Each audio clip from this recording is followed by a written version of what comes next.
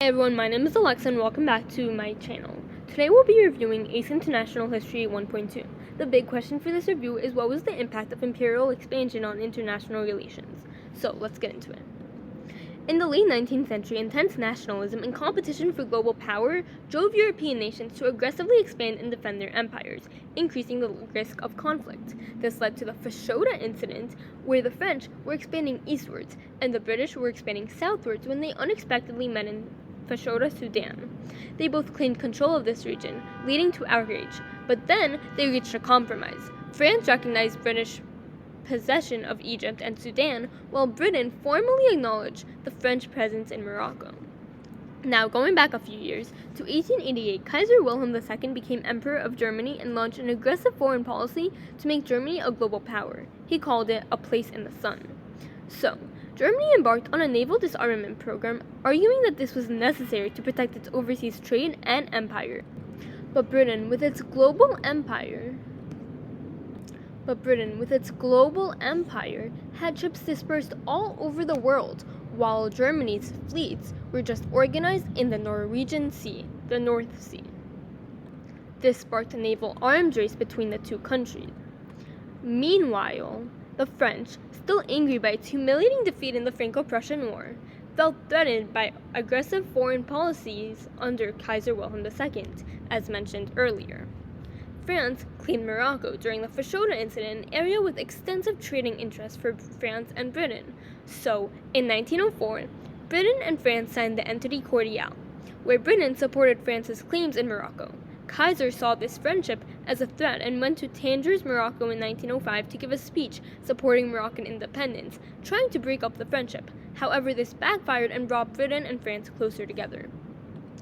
Their alliance was further strengthened when Britain supported France's claims at the 1906 Algiers Conference, and again during the Agadir crisis in 1911, when Germany sent a gunboat to Morocco but was forced to back down after Britain sided with France. Let's rewind to earlier in the 1800s to explore how imperialism impacted China. By the 1800s, Britain, France, Spain, and the Netherlands and Portugal had all established trade links with Asia, mainly around the Chinese port of Macau. Although China tried to limit foreign trade, Western powers, especially Britain, wanted to access its valuable goods. As China resisted, European frustration grew. In the late 1800s, Britain began illegally importing opium into China. China then realized the income that such an addictive drug like opium had on its economy and society and tried to ban it. However, Britain ignored China and kept importing in opium. This led to the Opium Wars, where the first Opium War occurred in 1839 to 42 and the second Opium War occurred in 1856. Britain won both. This led to the Treaty of Tientsin in 1860, in which China legalized the importation of opium and opened its ports to foreigners. Now, Britain, Russia, France, Germany, and Japan had all established what was called spheres of influence, where they industrialized China, ignored their laws, and took political control. Then, the Chinese government's weakness was further exposed by the Taiping Rebellion of 1850-64. This was only put down with the support of French and British troops. Then, in 1894, China faced war against Japan for control over the Korean peninsula, which was named the First Sino-Japanese War. China, having outdated equipment, lost to Japan's well-organized forces equipped with modern technology. So, China was forced to sign the Treaty of Shimonoseki in 1895, giving a strategic military harbor known as Port Arthur to Japan. Then, in 1889, the USA was concerned that European and Japanese involvement in China posed as a threat to its own economic interests, so they negotiated the open door policy. This ensured that all nations had equal trading rights in China. These negotiations weren't established with the Chinese government. China was just informed of the outcome. After this was enforced, Chinese nationalists were angered by their government's failure to prevent foreigners from gaining influence within China, so they went to war in what became known as the Boxer Rebellion of 1898 to 1901. The government was initially hesitant, however they realized that they had to make their citizens happy.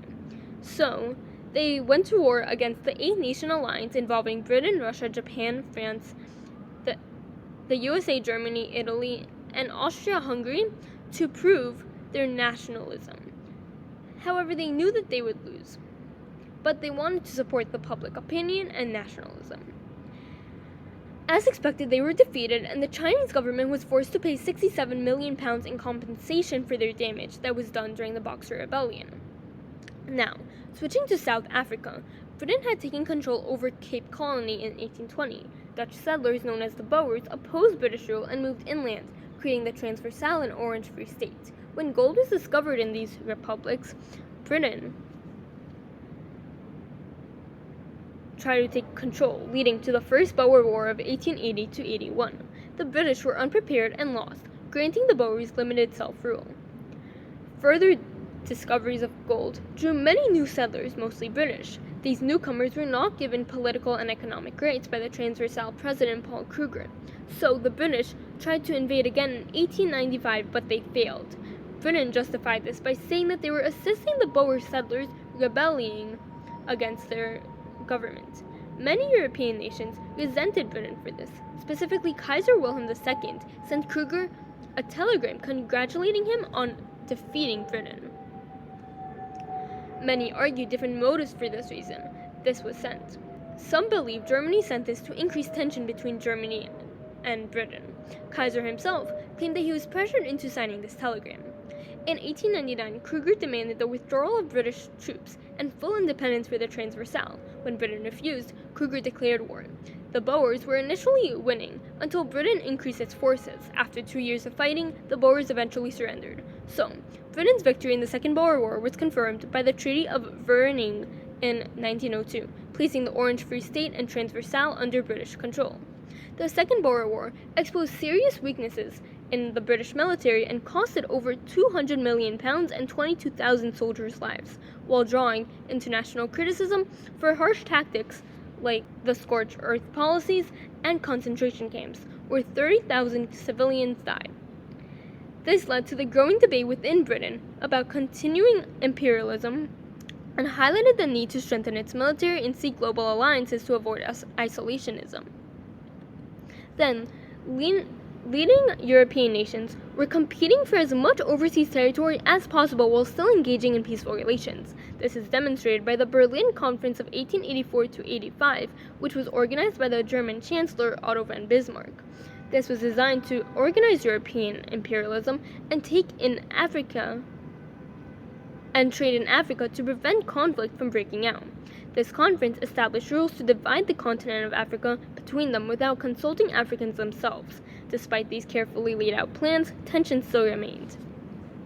In fact, in 1895, after the First Sino-Japanese War, Russia was alarmed. Japan took control of Port Arthur, which Russia had been seeking to gain since it would provide a warm water port on the Pacific coast.